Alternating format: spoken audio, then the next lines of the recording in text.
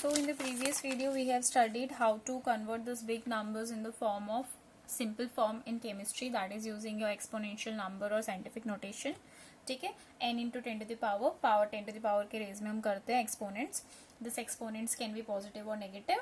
अगर आप decimal point को लेफ्ट साइड मूव कर रहे हो तो पॉजिटिव, अगर आप डेसिमल पॉइंट से राइट साइड में मूव कर रहे हो तो नेगेटिव. ठीक है. Now how to do the calculation using addition या सब्ट्रैक्शन. हम साइंटिफिक नोटेशन का कैसे कर सकते हैं, लेट अस सी. अगर हमको ऐड या सब्ट्रैक्ट करना होता है कोई दो टर्म्स को, अगर वो 10 टू द पावर के टर्म्स में गिवन है, आपको साइंटिफिक नोटेशन टर्म्स फॉर्म में गिवन है, तो आपको वो पावर्स को सेम करना पड़ता है in case for addition and subtraction.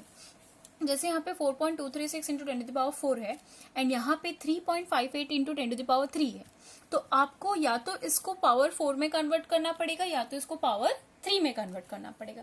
तो अगर मैं इसको पावर 4 में कन्वर्ट कर रही हूँ, ये वाले टर्म को अगर मैं पावर 4 के फॉर्म में कन्वर्ट कर रही हूँ, so what will happen. Power 4 के फॉर्म में कन्वर्ट करने के लिए मैं डेसिमल को यहाँ पे शिफ्ट करूंगी लेफ्ट साइड के में माइनस साइड. अगर मैं लेफ्ट साइड मूव कर रही हूँ तो ये क्या हो जाएगा +4. अगर वो इस साइड मूव करूंगी तो क्या हो जाएगा -4. ठीक है, -2 सॉरी 2 हो जाएगा. तो ऑब्वियसली मैं कौन सा साइड मूव करूंगी, लेफ्ट साइड. तो ये क्या हो जाएगा 0.3582 इंटू 10 टू द पावर 4. ठीक है, और ये क्या है आपका 4.236 इंटू 10 टू द पावर 4. आपको ऐड करना है या सब्ट्रैक्ट करना है तो दोनों की पावर्स को क्या करना पड़ेगा, सेम. एडिशन में भी सेम चीज है और सब्ट्रैक्शन में भी सेम चीज है.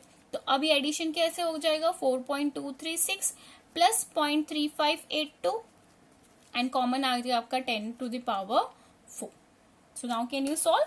ठीक है, that is nothing but 4.5942 into 10 to the power 4.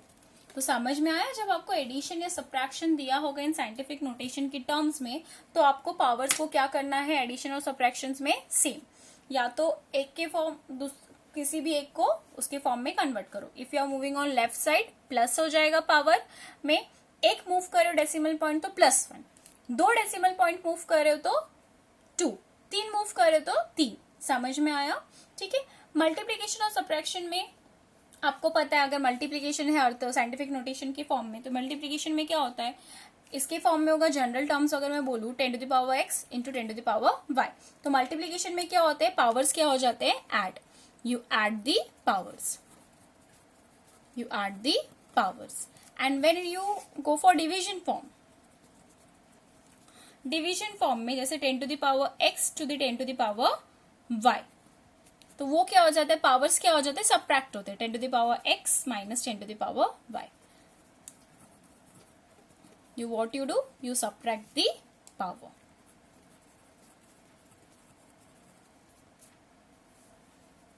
समझ में आया. तो how to do the calculations arithmetics using scientific notation, addition and subtraction, and multiplication and division. Okay, now our next topic is significant figures. Now what do you mean by significant figures? Significant figures is the number, the significant figure in a number are all the certain digits plus one uncertain digit. What is the definition of significant figure?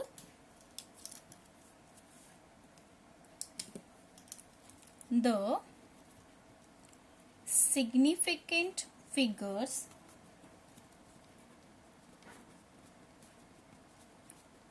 in a number are all the certain digits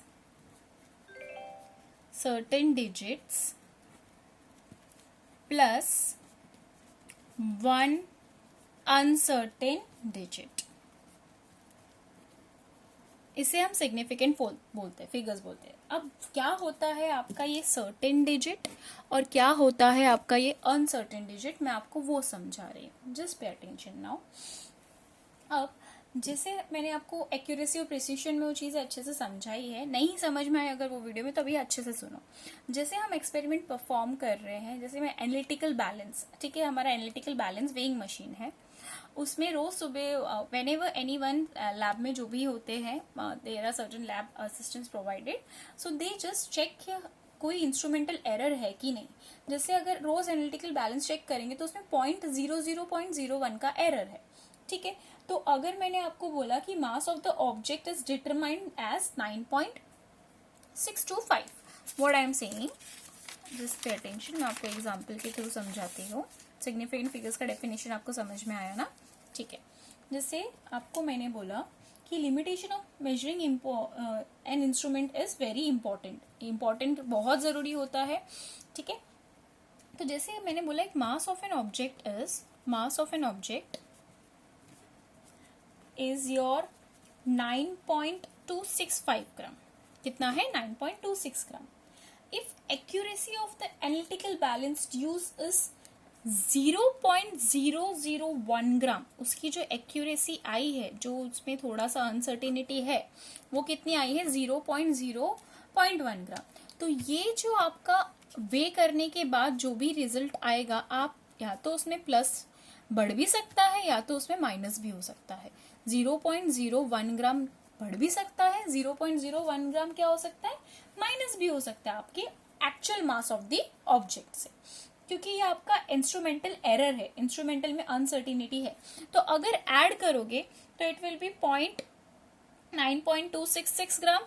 if you add, plus करोगे, और अगर minus करोगे तो it will be your 9.264 grams, ठीक है। So thus it is reported that mass of the first three digit, ये जो आपके first three digit है, this first three digits are your certain, but the last digit, this last digit is your uncertain, क्योंकि ये आपका 0.011 plus या minus 1 से uncertain हो रहा है। तो लास्ट डिजिट क्या होता है? Uncertain. So all the measured quantities are reported in the same way by writing the certain digits and the last uncertain digit. इस टर्म को हम क्या बोलते हैं? significant figures. What are they known as? significant figures. ठीक है, समझ में आया? जो अनसर्टेनिटी आपके इंस्ट्रूमेंट्स में आती है, ठीक है, उसे हम क्या बोलते हैं? Significant figures. समझ में आया?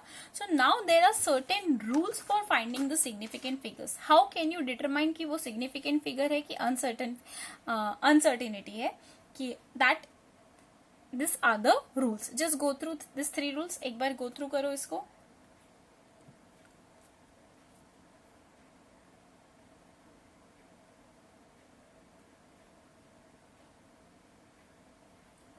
Can you see? Those are the rules.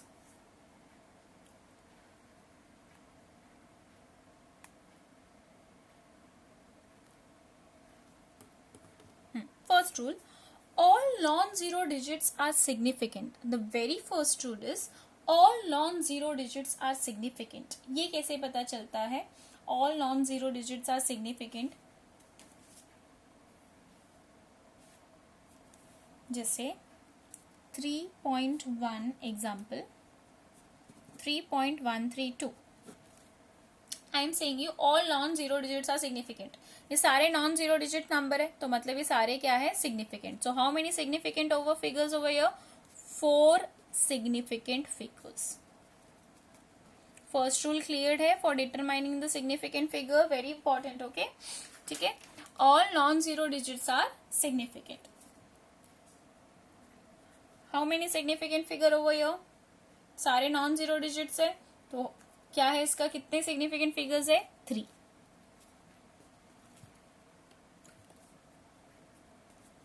How many significant figures? 2। समझ में आया आपको पहला रूल? All non zero digits are significant.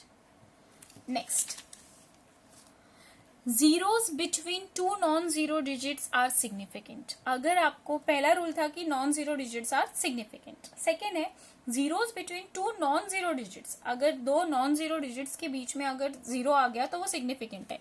जैसे मैंने बोला 3003 एग्जाम्पल, तो ये 2 नॉन जीरो डिजिट्स के नंबर के बीच में आ रहा है, मतलब ये सिग्निफिकेंट है। सो how many significant figures over here? 1 2 3 4। 4 significant figures. 4 significant figures. ठीक है, नेक्स्ट एक और एग्जांपल, जैसे 3.01। अगेन ये 2 नॉन जीरो डिजिट्स के बीच में आ रहा है, सो कितने significant figures? 3 significant figures. Cleared? Okay. Next rule, third rule. The zeros preceding to the first non-zero number, that is to the left of the first non-zero number, are not significant. मतलब अगर आपका decimal point non zero और you can say zero के non zero digit से पहले अगर आपका zero है तो वो सिग्निफिकेंट फिगर नहीं है. जैसे एग्जाम्पल 0.324, जैसे ये नॉन जीरो डिजिट्स नंबर के पहले जीरो है तो ये सिग्निफिकेंट नहीं है. सो how many significant figures over here? 3 significant figure. How many? 3 significant figure. Now next, one more example. 0.00052. Again non zero digits के पहले जो जीरो है वो सिग्निफिकेंट फिगर नहीं है. बट अगर दो नॉन जीरो के बीच में आया, नंबर्स के बीच में आया वो जीरो, तो वो सिग्निफिकेंट है. सो यहाँ पे कितने सिग्निफिकेंट फिगर्स है? 2. How many significant figures? There are 2. Next, all zeros placed at the end or to the right of the number are significant before they are on the right side of the decimal point.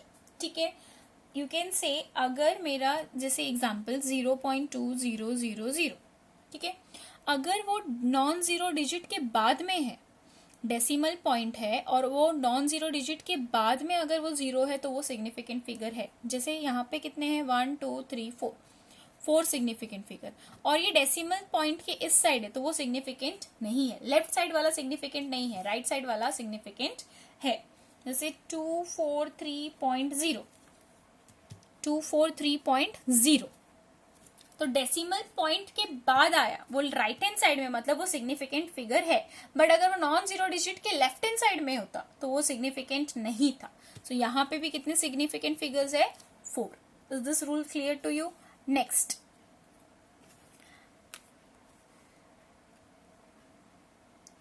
Next rule देखो.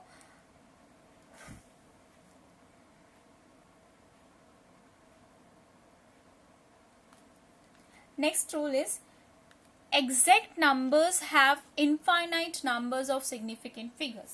Exact numbers के पास क्या होता है? Infinite numbers of significant figures. जैसे मैंने बोला 2. Example I am saying 2 balls or you can say 2 pens. तो मैंने एग्जैक्ट नंबर बोला, मैंने कोई भी पॉइंट, डेसिमल पॉइंट ये सब नहीं लगाया. ठीक है, सो व्हाट इट इज, ये क्या होगा? ये आपका there are infinite numbers of significant figures. It is up to you, आप 2.0000 कंटिन्यू कर सकते हो. So there are infinite numbers of significant figures. If I am saying you 20x, that again मैं एग्जैक्ट नंबर दे रही हूँ, that means that are infinite numbers of significant figures. Okay, next, last rule. zeros at the end of the number without decimal point are ambiguous. Ambiguous मतलब not clear. Not clear. For example, if I am saying you 2500, so again I am saying you exact number ना, तो मैं आपको बता नहीं सकती कि वो कितने हैं और कितने नहीं. So आप अपने अकॉर्डिंग वो सर्टेनिटी ले सकते हो. You can say me there are 4 significant figures. You can say me there are infinite numbers of significant figures. Cleared है rules of significant figures. So you have to note down these rules and I will give you problems regarding this significant figures. You have to solve it.